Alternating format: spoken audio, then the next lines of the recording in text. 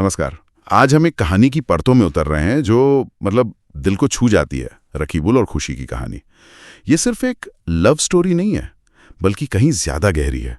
ये समाज की सच्चाइयों, उम्मीदों और हाँ, कुछ अधूरे सपनों का भी आईना है। बिल्कुल। और हमारे पास जो इसका विवरण है वो इन दो किरदारों के जीवन पर रोशनी डालता है, उनके रिश्ते पर और समाज की उन चुनौतियों पर जिनसे उन्हें गुजरना पड़ा। हाँ, पृष्ठभूमि तो बिल्कुल ही अलग थी। एक जमीन से जुड़ा हुआ, दूसरा शायद बहुत ऊंचे तबके से। सही। तो हमारा इरादा आज यही है कि इस कहानी के ताने बाने को समझें। कैसे प्यार सामाजिक दीवारों को लांघने की कोशिश करता है।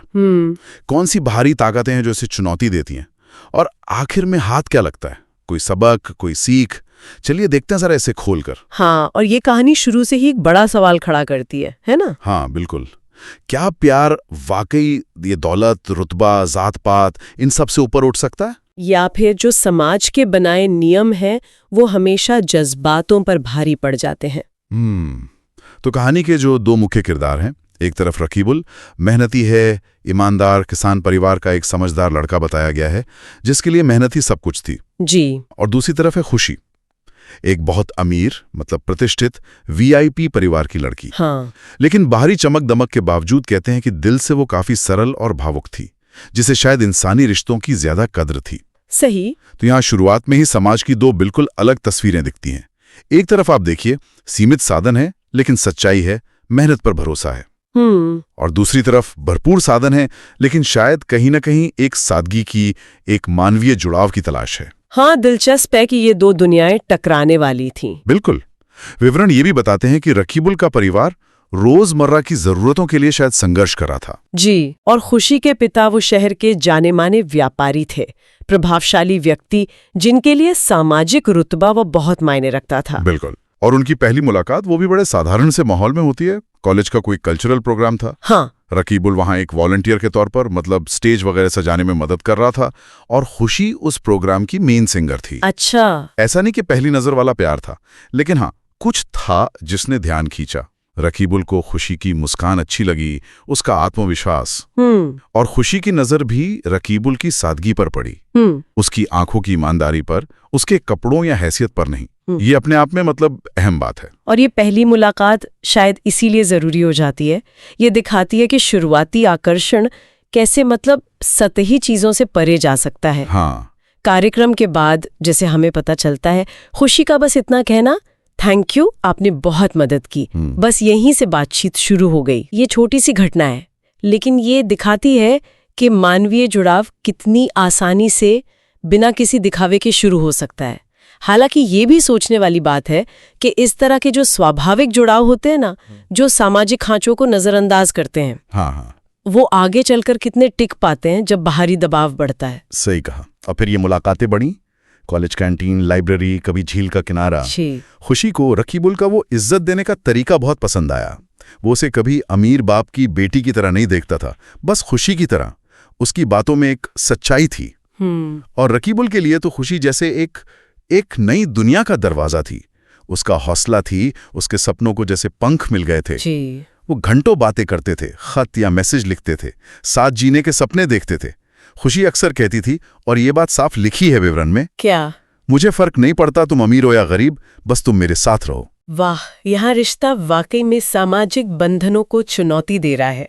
खुशी का ये कहना सिर्फ उनके प्यार की गहराई नहीं दिखाता, नहीं, बल्कि शायद उन सामाजिक अपेक्षाओं से मुक्त होने की एक इच्छा भी दिखाता है जो उस पर बचपन से लादी गई होंगी। हो सकता है। और रकीबुल का जवाब, एक दिन मैं तुम्हें गर्व महसूस करवाऊंगा, ये सिर्फ एक वादा नहीं है, ये उसके आत्मविश्वास, उसकी उम्मीदों का प्रतिबिंब है। हाँ बिल्कुल। वो सच में मानते थे कि उनका प्यार हर बाधा पार कर लेगा, जो अक्सर होता है ना युवा प्रेम में, एक आदर्शवाद होता है। हाँ वो तो है, जो सामाजिक हकीकतों की कठोरता को कम आंक लेता है। लेकिन कहानी सीधी कहाँ चलती है?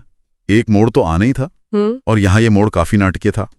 एक शाम खुशी के पिता ने उसे रकीबुल से फोन पर बात करते हुए सुन लिया। ओहो। बस वहीं से पर्दा उठ गया। पिता ने पूछा, कौन है ये लड़का?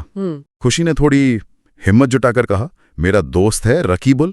पिता ने फिर अपने संपर्कों से पता लगवाया। अच्छा। जैसे ही उन्हें मालूम चला कि रकीबुल एक साधारण किसान का बेटा है, उनका गुस्सा तो जैसे आसमान छू गया। जाहिर है, उनका वो संवाद जो दर्ज है, तुम्हारी हिम्मत कैसे हुई एक गरीब लड़के से रिश्ता रखने की, वो हमारे लायक नहीं। ये सिर्फ गुस्सा नहीं था। नहीं, ये वो गहरी सामाजिक खाई और वर्ग भेद को दिखाता है जो उनके लिए सबसे अहम था। सही। और ये टकराव कहानी का सबसे अहम मोड़ है।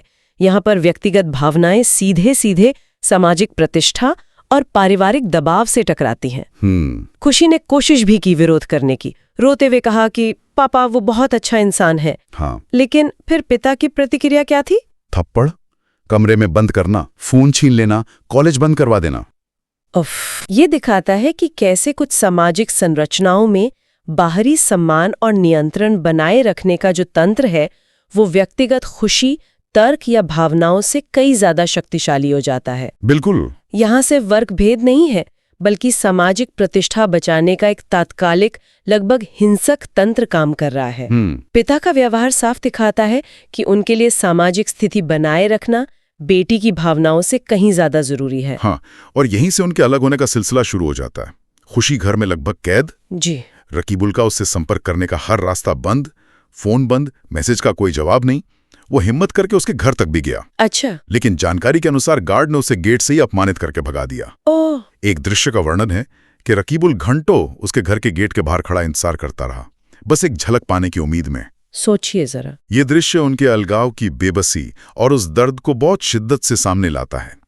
ये वो पल है जहां उनका रिश्ता बाहरी ताकतों के सामने कमजोर पड़ गया। बिल्कुल। दिन हफ्तों में बदले, खुशी कॉलेज नहीं लौटी, रकीबुल तो जैसे बुरी तरह टूट गया। विवरण बताते हैं कि उसका खाना पीना छूट गया था, रातें जागते हुए कटती थीं, आंखें नम रहती थीं। दोस्तों की सलाह, उसे भूल जाओ, वो सब बेमानी लगती थी। आसान नहीं होता ना, जिसके साथ जीने के सपने देखे हों उसे भूलना कहाँ आसान होता है। बिल्कुल नहीं। फिर एक दिन, जैसा अक्सर ऐसी कहानियों में होता है, खुशी ने अपनी एक सहेली के जरिए रकीबुल तक एक खत पहुंचाया। अच्छा, खत में क्या था? उसमें उसने अपने प्यार का यकीन तो दिलाया, लेकिन साथ ही अपने पिता की धमकी का जिक्र किया कि अगर उसने उनकी मर्जी के खिलाफ जाने की सोची तो वो उसे हमेशा के लिए विदेश भेज देंगे। ओहो। और उसने रकीबुल से मजबूत रहने और खुद को संभालने का अनुरोध किया। इस पत्र में प्यार और लाचारी का एक गहरा द्वंद्व है। मतलब एक तरफ वो अपने प्यार को मरने नहीं देना चाहती, हाँ, दूसरी तरफ वो सामाजिक और पारिवारिक दबाव की हकीकत को शायद स्वीकार कर चुकी है। शायद। पत्र का वो हिस्सा जहां वो लिखती है, शायद अगले जन्म में हम साथ होंगे, ये सिर्फ निराशा नहीं है, ये उनके रिश्ते की त्रासदी का जैसे चरम है। ये एक तरह से इस जन्म में उनके मिलन की उम्मीद का अंत है।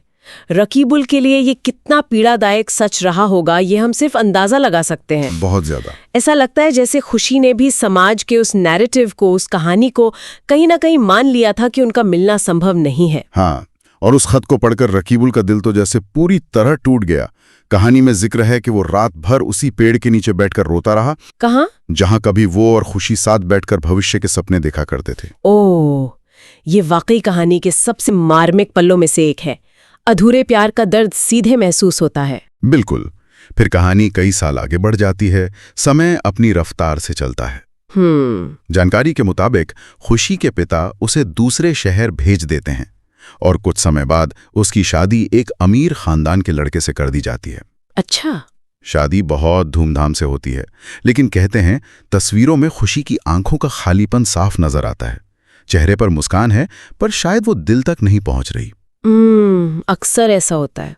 दूसरी तरफ रकीबुल वक्त के साथ खुद को संभालता है। वो अपनी पढ़ाई पूरी करता है, नौकरी करता है और फिर अपनी मेहनत और लगन से काफी सफल होता है। अच्छा, ये अच्छी बात है। कहानी ये भी बताती है कि वो समाज सेवा के कामों से भी जुड़ जाता है।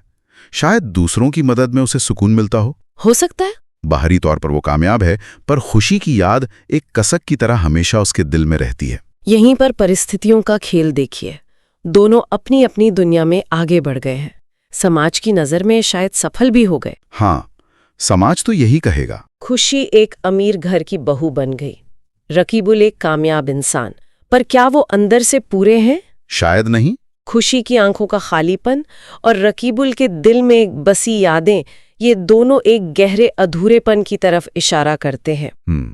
ये इस बात पर सोचने को मजबूर करता है कि जिसे समाज सफलता मानता है, क्या वो हमेशा व्यक्तिगत खुशी या संतुष्टि का मतलब होती है?